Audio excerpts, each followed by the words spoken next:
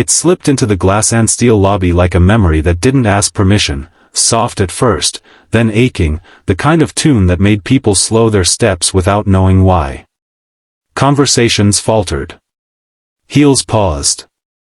A security guard glanced up, confused, as a single dad in a worn jacket sat at the public piano near the elevators, his fingers moving with careful certainty. Up on the 42nd floor, the CEO froze. Evelyn Hart had heard that song only once before, 23 years ago, on a cheap upright piano in a rented apartment that smelled like old books and coffee.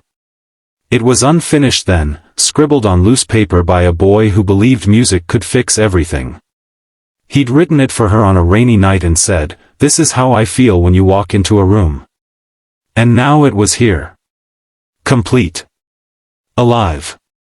She stood so suddenly that her assistant gasped. Evelyn didn't explain. She just pressed the elevator button and held her breath as the doors slid shut.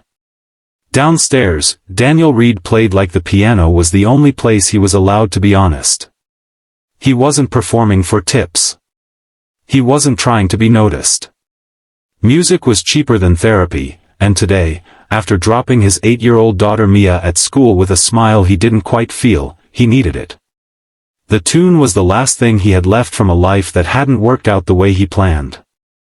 A year ago, his wife had died suddenly. A month after that, the restaurant he managed closed. The world had shrunk to school lunches, laundry, and late-night worry. But the melody, that melody, had survived. He'd finished it in the quiet hours after Mia fell asleep, polishing the ending the way you might polish a photograph of someone you loved, knowing you couldn't bring them back but wanting to remember them right. He didn't see the crowd gathering.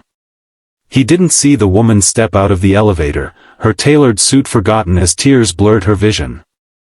Evelyn stood 10 feet away, one hand pressed to her.